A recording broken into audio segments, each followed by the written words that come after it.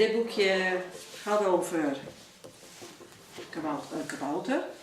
En dat gaat over een heel lief mannetje die alle diertjes in het bos gaan helpen en van 's morgens vroeg tot 's avonds.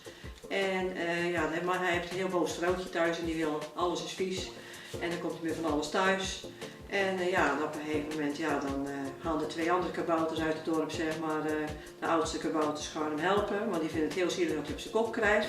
En steeds voor zijn vrouwtje en zijn onderhand, die hebben die een plannetje bedacht en dan gaan ze aan de slag en dan gaan ze de tovenaar. Ja, ik ga er nog niet te veel over uitweiden. Ik denk dat het spannend moet houden. Ik heb het geschreven dat ik 14, 15 jaar was.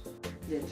Want het lag al heel lang in de kast en ik heb nu 2 kleinkindjes en het was helemaal al lang in mijn hoofd om het uit te willen geven, zeg maar. En zodoende.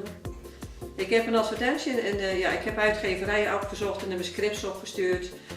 Maar die kregen no request, om het zo te zeggen.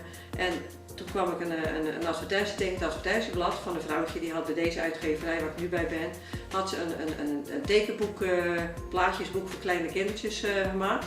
En dat heb ik opgezocht op de site en op internet. En zodoende ben ik ermee aan de slag gegaan. En dan is het ineens uitgekomen, zeg maar. Ja.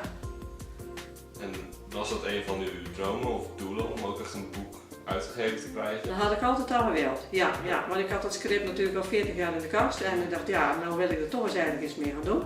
En zodoende, met veel werk er eigenlijk aan om het zo te krijgen, is me dan ook gelukt. Ja.